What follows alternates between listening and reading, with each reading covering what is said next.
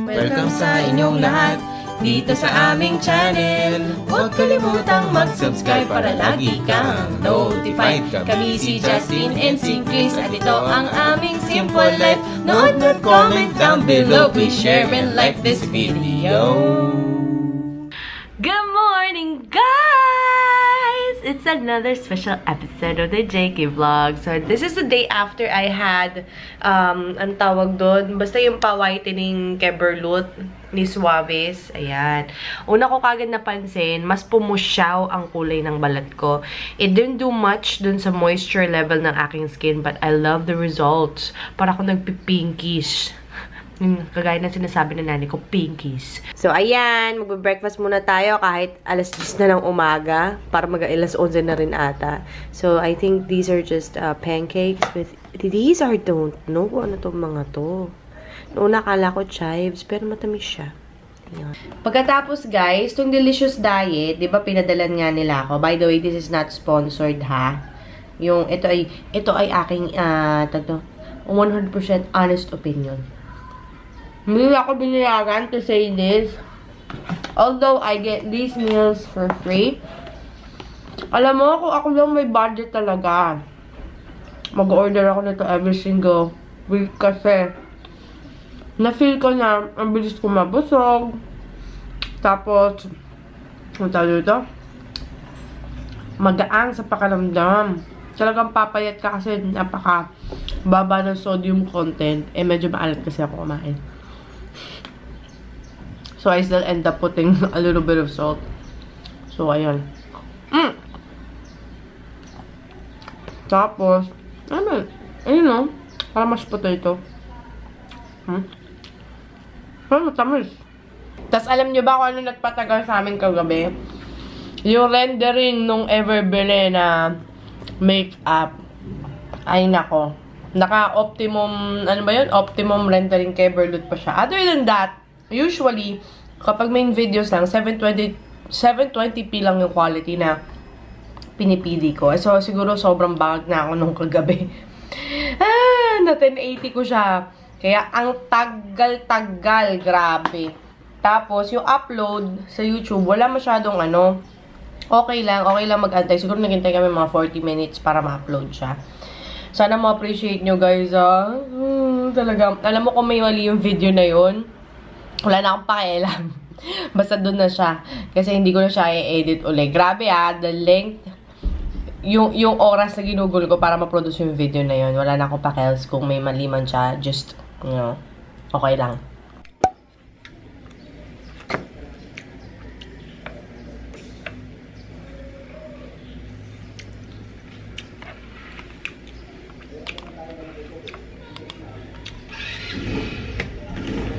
Right now, I'm packing my stuff because later, I have an at-home makeup service. Doon lang naman sa amin, sa may Tunsuya. Ano? Yung kapitbahay namin magpapamakeup. Sabi ko nga dito na lang sa apartment para hindi na ako aalis. Pero sige, pagbigyan na natin. Gusto niya doon sa kanila. So, here's the bag that I use. Meron akong dalawang ganito. Isa for makeup and isa for hair. So, pupunuin muna natin yung aking makeup bag para sa hair.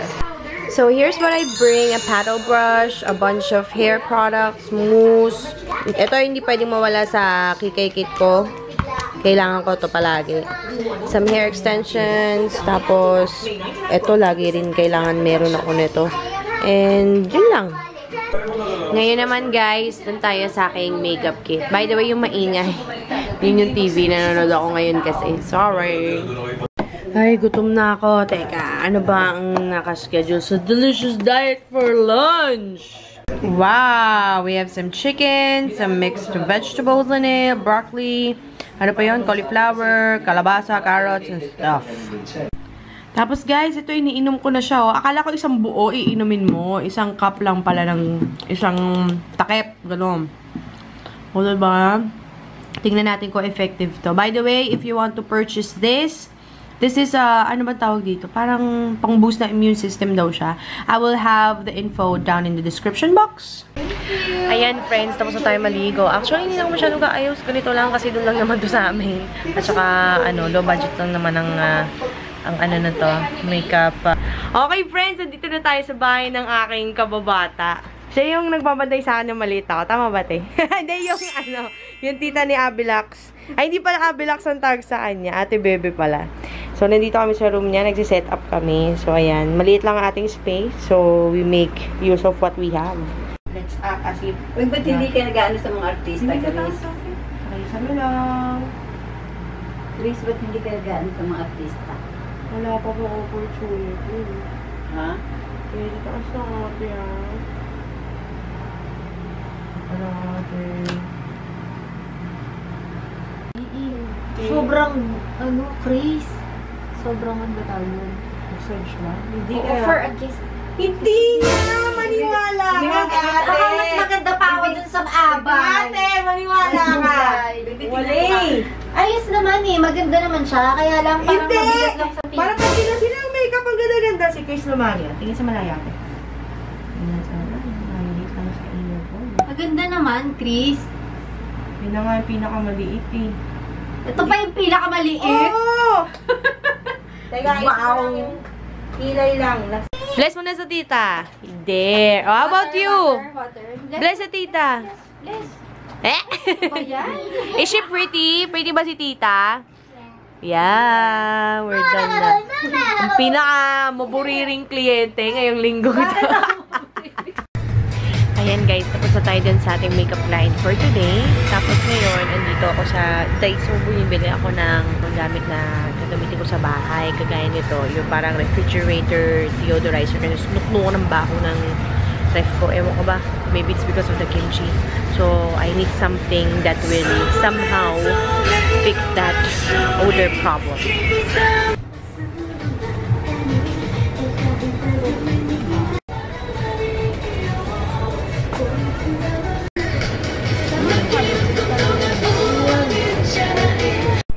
Ayan guys, sasabahin na tayo. Hindi kasali to Ito, ginger tea to para kay Justin. Anyway, may nakita akong recipe sa Tastemade. Yung may mashed potato na nakabalot sa parang sausage.